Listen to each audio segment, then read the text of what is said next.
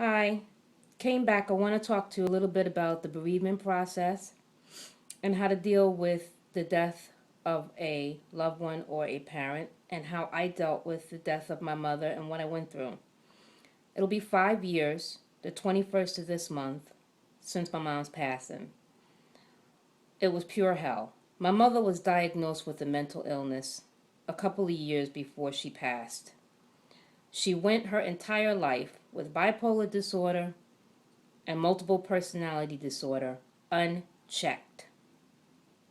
Okay, so I can't even begin to tell you what that meant for me. But I will say that it hasn't been easy. Two things. If you are an adult, you're 18 years, they can charge you as an adult with a crime because you are an adult. So what does that mean? That means that you need to be thinking about securing your life in case something happens to you. Life insurance.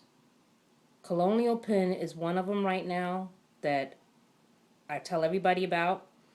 It's inexpensive. If you have a job making minimum wage, you can afford Colonial Penn.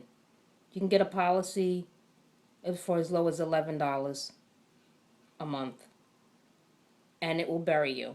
It will cremate you. Okay? If you can run around in the street and you can sling rocks, you can sit down and figure out what you're going to do to secure your family, that baby that you probably have here, your parents, your siblings, to make sure they're okay when somebody decides to do a drive-by on you. I mean, that's graphic, but it's just the plain truth. I can't tell you how many people I've seen up in the funeral parlor screaming and carrying on because they have no money to bury their son or their daughter who chose to live that type of lifestyle.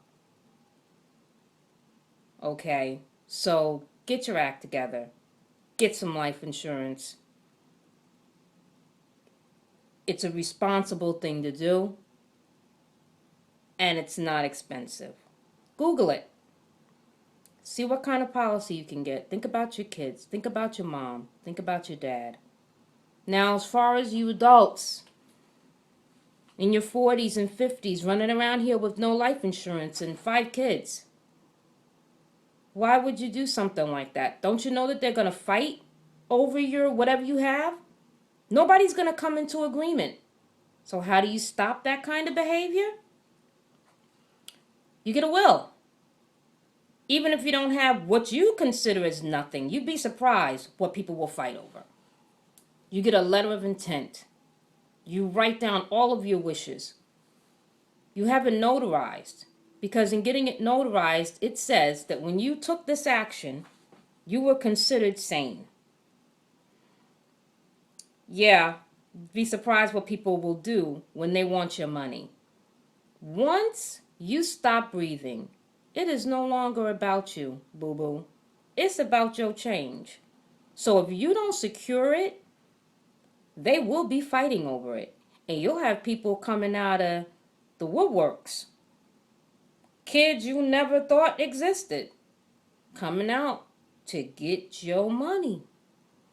So let's be responsible and get your paperwork done. Get your life insurance, get your will, get your letter of intent, get your family in order with instructions on what they should do when you pass. Talk about the surrogate, every and anything that they may need to know that's important. Get it on paper.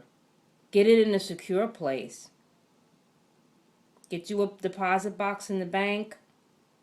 Someplace secure. Get your act together. Take care of your children. Take care of your family. Put them first.